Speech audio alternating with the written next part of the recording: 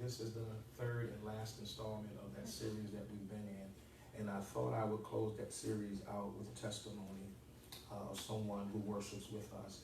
And so I've asked Sister Wendy if she would have one of her young ladies come and facilitate the testimony. Otherwise, I'll come out and see what the Lord has to say. And so, amen. God bless you.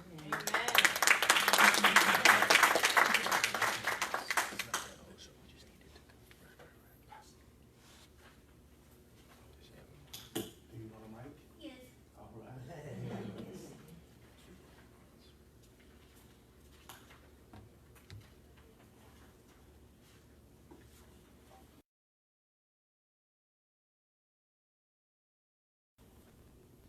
All right. Lori, get your camera. You ready? I'm ready.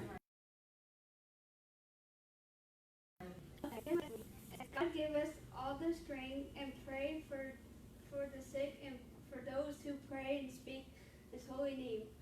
Pray for that everybody will shout His holy name.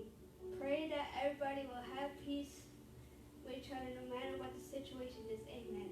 I will always pray for one of my staff because I love them so much. Remember, Taya, I thank you for all the things that you do for me.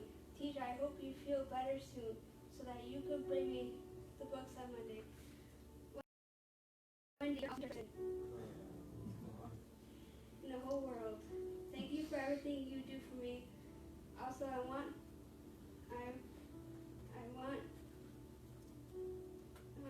thank you for everything that you do.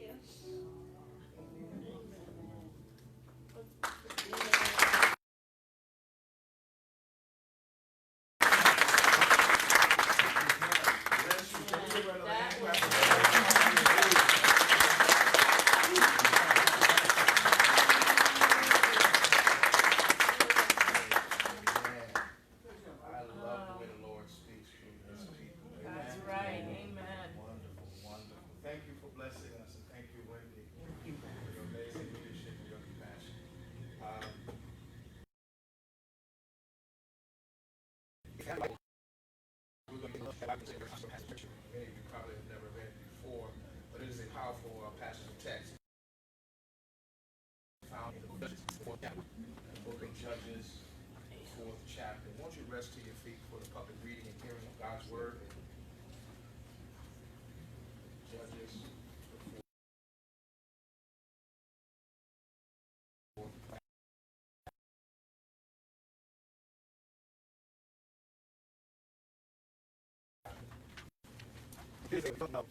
Moses led his people until he died, and Joshua was his successor.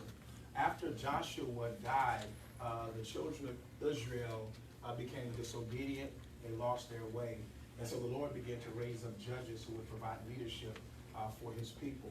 And they were often politicians. They were organizational leaders and managers as well, who kind of helped to make sure that the nation was traveling on the right track. And in Judges chapter 4, we encounter a woman by the name of Deborah. If your pronunciation is different than mine, perhaps you call her Deborah. But whatever you may call her, she was the judge at our time in Judges chapter 4. And the Bible tells us that she judged the nation. Not only was she an organizational leader and manager,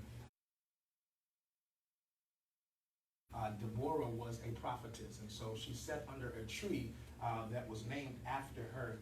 And the Bible tells us that she would cast judgment, not judgment as you think of casting judgment, but she would give prophecy, she would give wisdom, insight to people concerning their needs and their problems.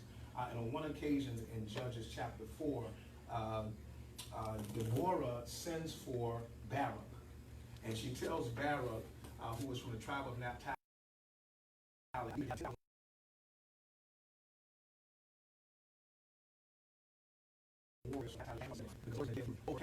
and Barak responds to Deborah, and he says, I'll go only if you go.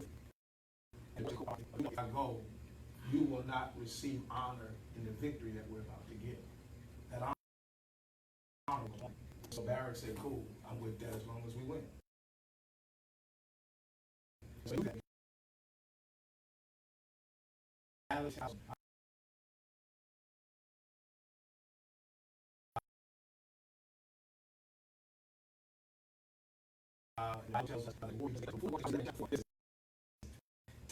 What seems to be insignificant passage that will have great bearing on the rest of the story. Can I read that for you?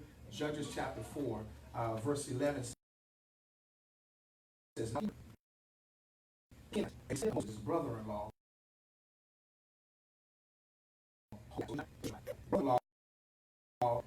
had moved away from the other members of his tribe by the oak of Zananim.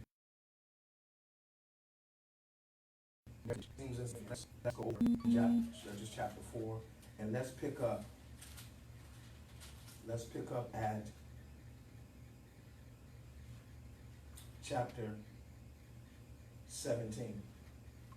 Because at this time, verse 17, pick up at verse 17. By this time, the battle had taken place. All of the Canaanite army had been killed, except for the man Sisera. Sisera jumps off his chariot and runs to Moses' descendants. Sisera ran to the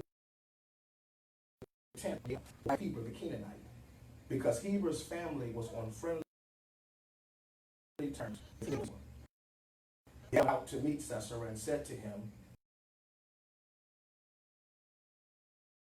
"Don't be afraid." So he went in her tent, and she covered him with a blanket. "Please give me some water," he said. "I'm thirsty." So she gave him some milk from the leather bag and covered him again. "Stand at the door of the tent," he told her. "If anyone comes and asks you if there's anybody here, say no." But when Sisera fell asleep from exhaustion, Yael quietly crept up to him with a hammer. It's a little graphic, so let me just go boom. And the rest is history. When Barak came looking for him, she said, "Come and I will show you the man you are looking for." So he followed her into the tent and followed Sisera lying there with the object still embedded. So on that day, Israel saw God defeat Jabin, the Canaanite king, and from that time on, Israel became stronger and stronger against King Jabin until they finally destroyed him. You see the present.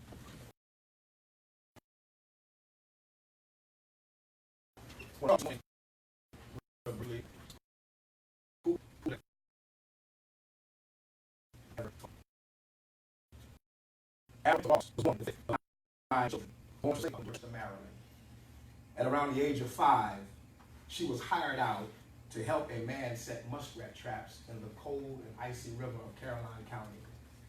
After Araminta kept getting sick, the slave master sent her back and simply said, "She's not with it. She's useless."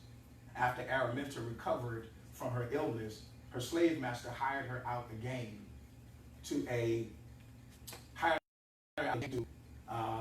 clean house and to keep the baby from crying. And the story goes on to say that every time the mistress's baby cried, her mistress was severely beaten.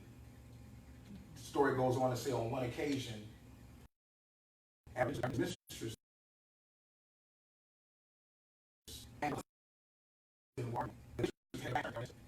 and I remember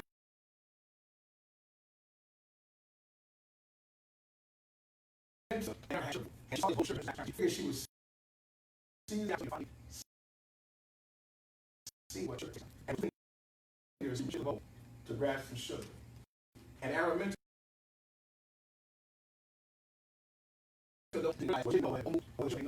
but she said at that moment her mistress turned around and all she remembers was rawhide. And so out of anger and frustration and hurt, Araminta ran away and she hid for 5 days.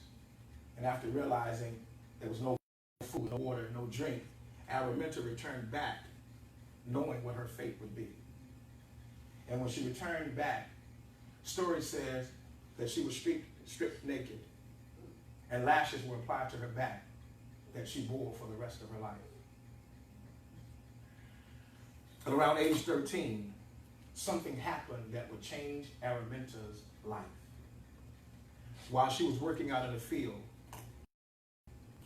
the overseer had his back turned, and a young slave boy decided he would make a run for it. And when the overseer turned around, he commanded Araminta and another slave to chase him, corner him until I can catch him. And so they cornered him into a general store. We know it as a corner store today, but they called it a general store then. And they cornered him into the general store. And the story goes on to say that Araminta walks into this general store and she begins giving him the business. And while she's giving him the business, the story says that the little boy is making steps towards the door. And the overseer standing outside of the door, he's not able to tell whether the boy is walking out or he's trying to make another dash for it.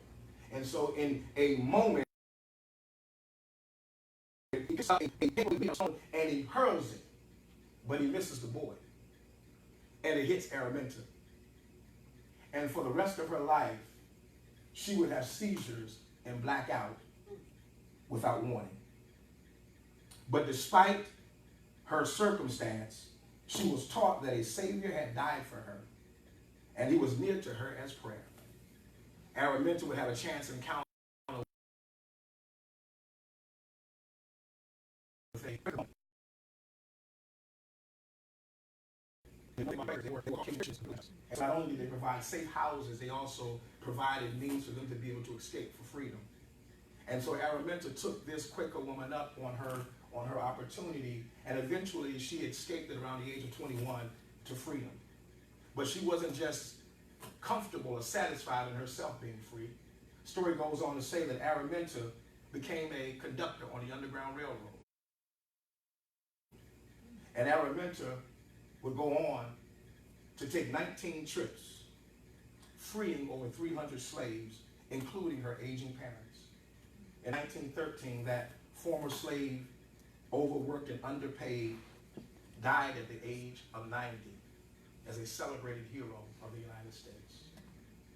Her family called her Araminta. We know her as Harriet Tubman. I want to jettison back to the text because I want to provide biblical explanation and exegesis to our conversation.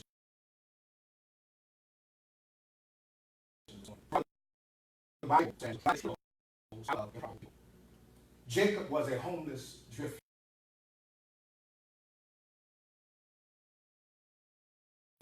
Who overall insecurities and a lack of confidence. David was an impulsive teenager, but each of them, Joe, possessed gifts that had otherwise gone unnoticed. A surprise encounter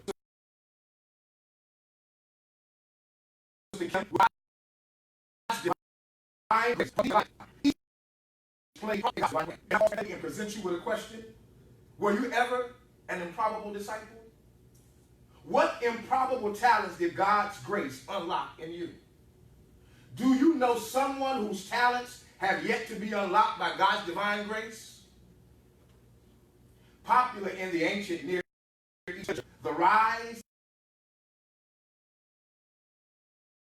of people was called we have of the great reversal sitting here this morning.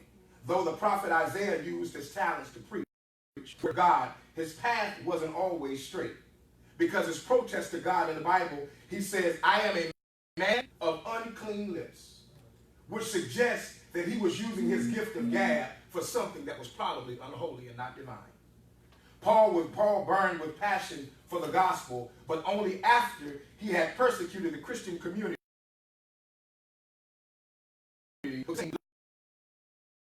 And knocked him off of his feet, according to the Bible in the book of on the road of Damascus.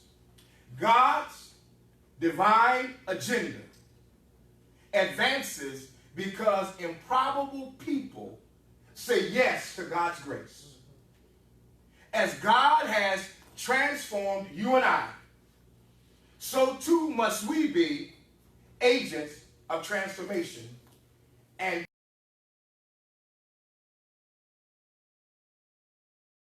carry a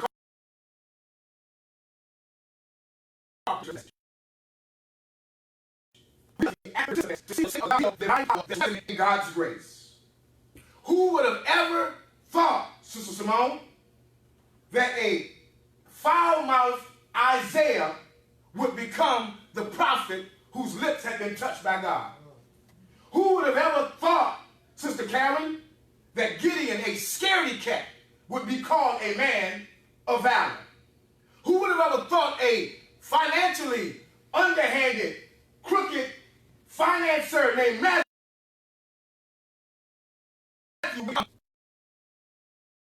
one of the Ruth would be that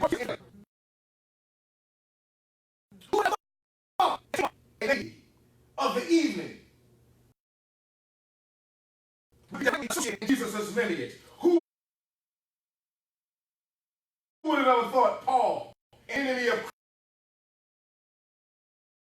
Christians,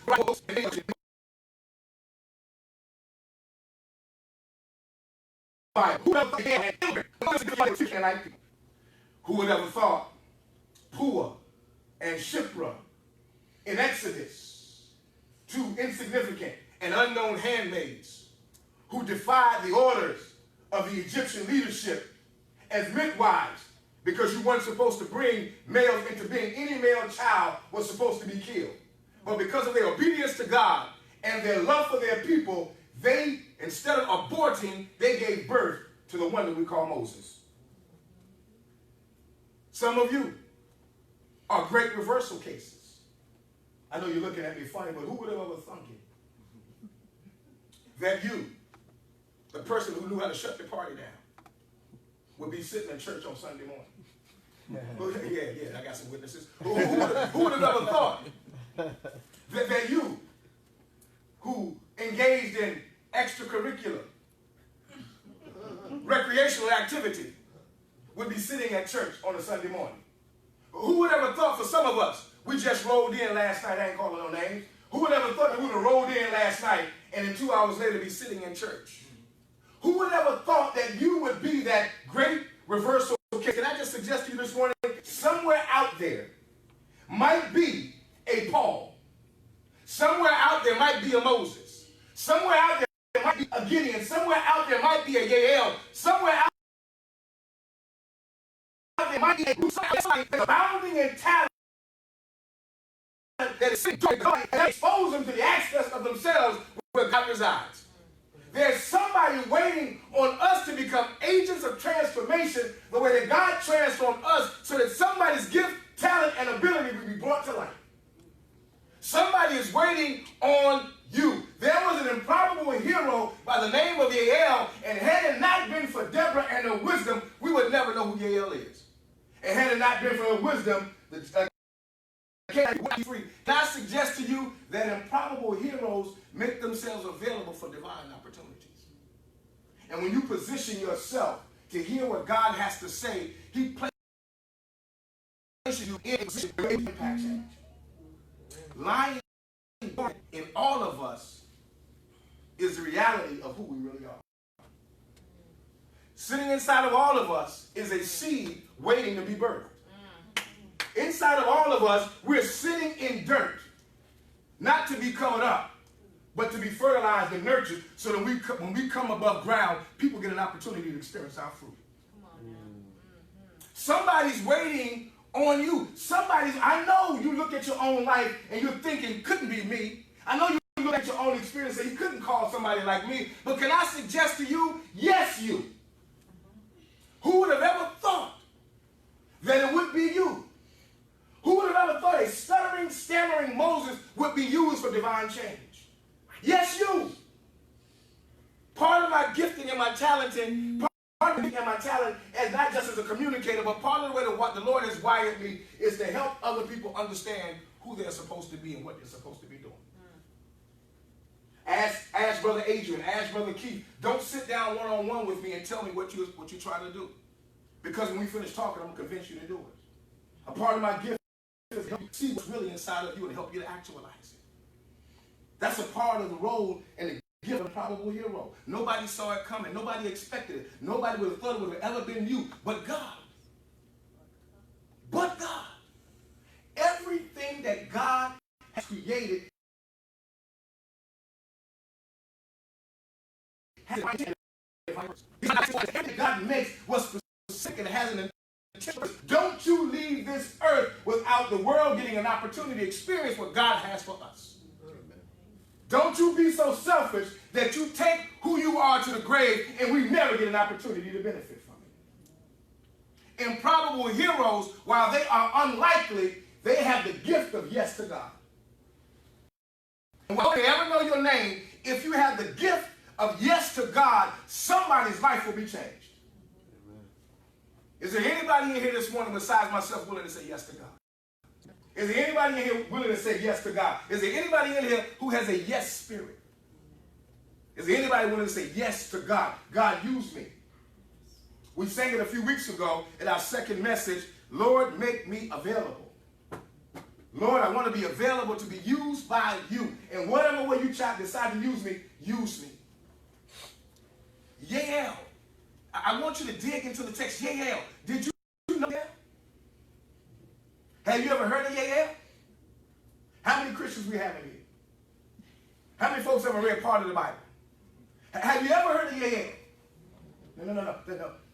But the Israelite people are free from because of a young lady who wasn't even related. See, when you are improbable, you stop looking for heaven. If you just wait on the applause from heaven, can I suggest to you what's coming? Allow God to applaud you. Allow God to be able to be good and faithful. Because I'll make you over much and many. Just stay the course and watch what the Lord does. He'll bring you into the places where he designed for you. He'll bring you before kings and before great men if you stay the course. If you walk with him the way that he's designed for you to walk with him, he'll bring you into the places that you're supposed to be. You'll meet folks you never thought you would meet. You'll go places you never thought you'll go. You'll do things you never thought you would do because you stay. Discipline. Help me out again. They discipline is what?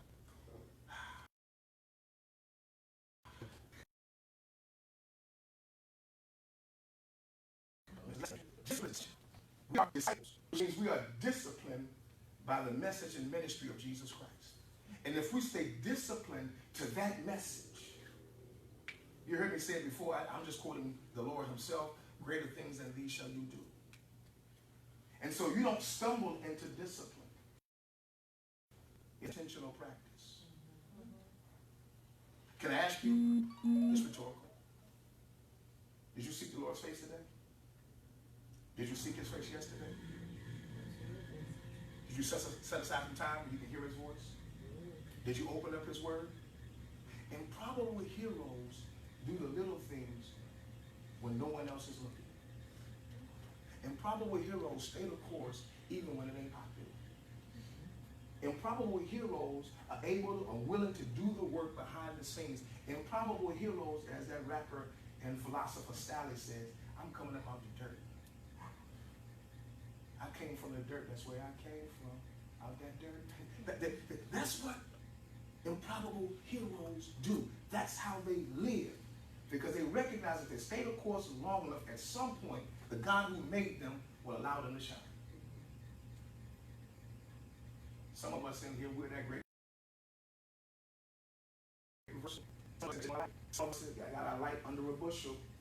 Can I suggest to you this morning that I'm done? If you give God the space to use you, look at your neighbor and say,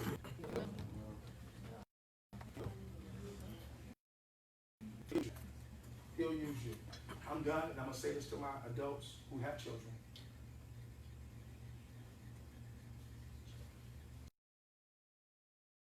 speak into children's lives every day. Don't let a day go by where you don't speak into your children's lives. Don't let a day go by. I know our schedules are different and busy, and we're hitting and missing with family.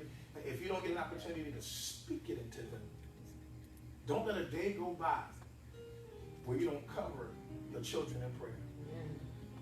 Don't let a day go by where you don't speak well of them and you don't speak well of them. Don't let a day go by. Your kid might not be the most popular in school. They might not get the kind of attention and all of that stuff that you would have hoped that some other families get. But that's, the world judges the outside. The Lord judges the heart. And God gave you who he gave you for a reason. And that reason is divine. Because God is nothing else other than. He gave you that child, those children, because they are divine. It's something unique that you do. And you have to be a part of facilitating that process. The Bible says, "You shall go, so that when they're old, they will not depart." It ain't talking about how many scriptures they can quote. That's how they are built. That scripture is about their gifting. Are you shaping your children in the direction that God has already outlined for them? How are you speaking into the lives of your children? And is it lining up with the gift God has already placed inside of them? You got to say it. So when they become all that God has said that they should become, you're not surprised because you spoke it. Because in our tongue is the power of life and death. Our words can heal or give life. That is our responsibility. That is our obligation to our children. Everybody. Every single person in their DNA is an atypical.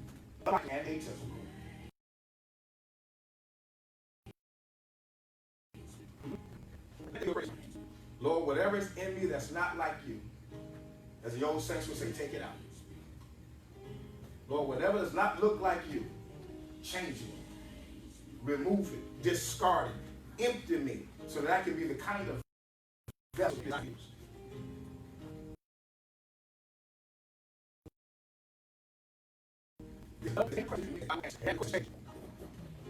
And he'll do it. He'll do it. I'm going to let that settle. I'm done. Let that settle. Let that settle.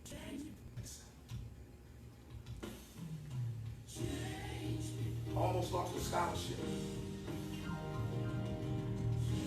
because of illegal substances. Change me.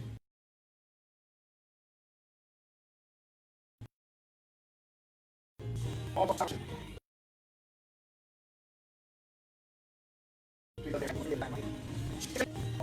because that substance was too strong. Change me. Can I give it to you again? So somebody spent 5 years to get a what? 2-year degree. Shanice. Change me. 14 years to get a what? A 4-year degree. Change me. Change me. If you ask, it shall be given.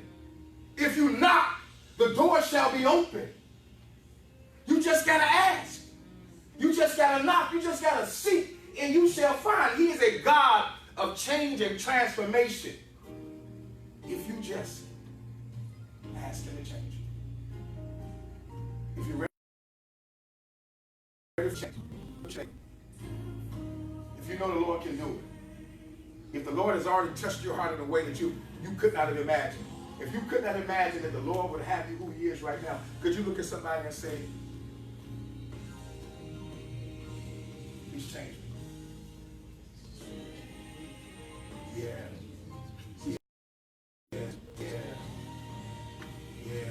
I need that to settle. Because you can't be no good to anybody else until you're confident in who you are. You can't serve nobody else until you're good with who you are. You can't be a blessing to anybody else until you're okay with your story. Stop lying about your story.